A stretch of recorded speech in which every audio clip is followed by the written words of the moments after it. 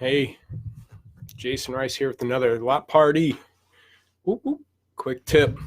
This is just posted here on the Facebook Live. I almost forgot to do this, and so I'm scrambling here a little bit. But I know I put out on Friday or Saturday about seeing a bunch of people's posts on this group about their January and what's happening to it. I'm making sure I'm not muted. Everybody can hear me. And so here's what's going on, and you guys have been in the business long enough, kind of already know certain seasonal patterns. And so this might seem rudimentary to some of you guys on this, but I'm going to dig even deeper than even the veterans that's been in this industry know of and the seasonal adjustments. So here's what I mean. So what's going on? I'm going to tell you patterns, and I'm going to tell you, anybody know my background or not? I was one of the first employees with vAuto. Started in 2005 with vAuto, and I know and worked for almost a decade, 8+ years with vAuto helping dealers. So I say this, and other systems use day supply, so it's not vAuto. So I'm not a vAuto claim here. This is just, I worked with vAuto. I trained dealerships on managing day supply, and it wasn't until I started tracking and training the day supply data that, and again, I trained dealers that day supply is a 45-day supply, and I believe it's one of the most accurate that you can look at what's been happening on the lot or happening on your cars. And I've preached dealers manage your day supply, and I'm going to get to the shopper count in January stuff here in a minute, but it wasn't until about 2 years into this, which I started in 2013, and trending out day supply, and I look at shopper counts that I want, oh shit, day supply is 45 days. Wow. So here's what's going on. So I'm going to come back to day supply, and I'm going to skip to another metric. We go into Auto Trader and Cars.com at the time. Now it's just pretty much Auto Trader we're looking at. We capture the shopper count in Auto Trader. You guys know there's a shopper count in the back end, and I'm going to try to make this a quick video, but it's not going to. So we go back into Auto Trader, and we're capturing shopper counts year after year, dealership after dealership, market after market. This is pretty much across the board. It doesn't matter if you're in Florida or in Kansas City here or New Mexico. What we're finding was the shopper count patterns follow this. Well, let's go this, well, here. January, February is the peak, and March. Of all the year long, typically January, February, March is going to be your highest shopper counts online. Again, what Auto Trader was showing. So January, February peaks, drops just a little bit in March, and then it drops down into April, drops about 10 or 15% from March to April, another 10 to 15% from April to May, and June, it kind of starts leveling down with May. And then usually July and August, you get more shoppers coming into the market because it's summer sales events going on, new car attention, people buying cars, summer vacations. And then September stays pretty strong, about the same as August, and then it starts dropping down October, November, and then December gets a little bit of an uptick. December, some markets, it's way low, but we also sometimes we're seeing a little bit of an uptick in December going back into January, February, March. Okay, so as those patterns happened, I'm looking at day supply. And I ask dealerships, when the shopper count's the highest in January, February, March, what do you anticipate your day supply to be? When there's more shoppers looking for cars, my assumption was the day supply would get low. But what we were watching year after year, market after market, and going, holy crap, when I'm in February, March, and we're selling a lot of cars, our day supply is at the highest. I can show you trends. If you guys ever want to see these patterns, get a hold of me, and I'll walk you through these. As the shopper counts and as we're selling more cars, my day supply in a lot of markets were over 100. And we're like, things are flying off the shelf. Well, my 100-day supply in, let's say, mid-February is looking 45 days ago. What happened 45 days ago? It was December and a slow January. Okay.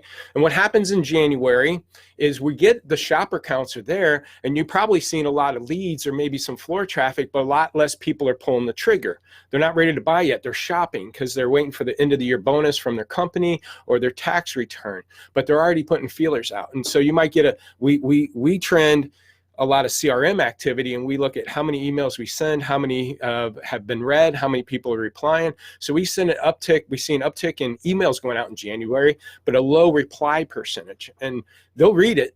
So read percentage is good, but the reply percentages drop off because they're shopping, but they're not ready to get back with you yet.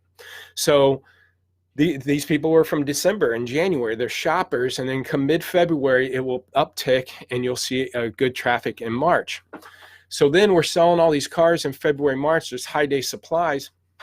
We're trying to go to Lane and steal them because they have high day supplies. Yep, they're actually moving good because it's based on 45 days ago, which was in slower months. And then we hit April and May. And I remember as a V-Auto rep, I'd go in stores in April, May, and they go, Jason, I don't know what the hell's going on. My price is good. My photos are good. I'm priced the same. But somebody shut the faucet off. What the hell happened? And I always said, spring, people get distracted. They've had cabin fever. They're out doing things, yard work, soccer and baseball starting, and they're distracted, which is true. But also the buyers already bought in February, March. And but what happens is they're like, my day supply's never been better. I'm in April and May, and my day supply's now in the 50s. And I can't sell anything. So we're holding out on our pricing because the day supply is good. Well, if the day supply is good, why is it good in April? Because it's looking at February, March. It's 45 days ago was when things were flying off the shelf. So we're out there buying in February, March, thinking things are going to continue. And then come April, May, especially mid-April, tax season's done. People had to file by April 15th. Anybody who waited to April 15th probably owe money anyway. So they're not buying anything. And so we hit this wall, and then we got an influx of inventory.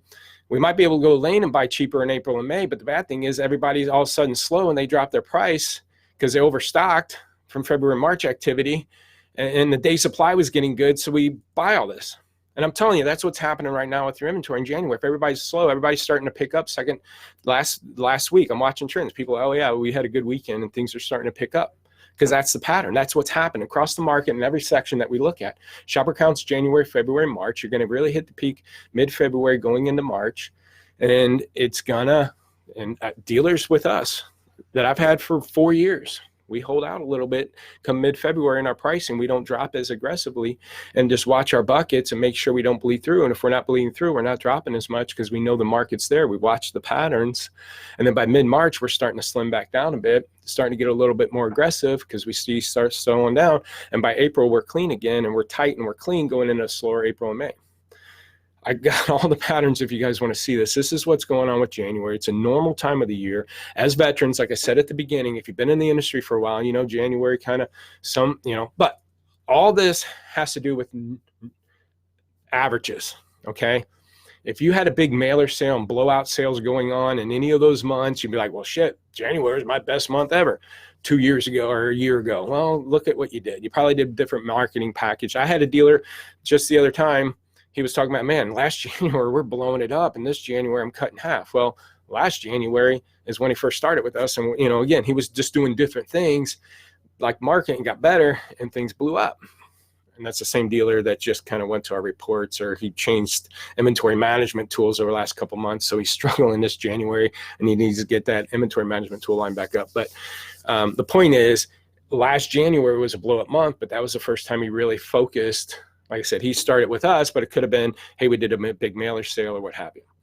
So these are the patterns. I posted here in the used car manager group. I hope this was helpful. If you want a free inventory evaluation, we want to see some of these trends, message me and I'll set you up with a go-to. I'll show you the patterns. If you just want a free inventory evaluation, go to lotpop.com, sign up for a demo. If you watch this on YouTube, you can see more tips here and subscribe down here. And all this goes up on podcasts and stuff, so you can listen there. 844 Lotpop 4. Thanks. Bye.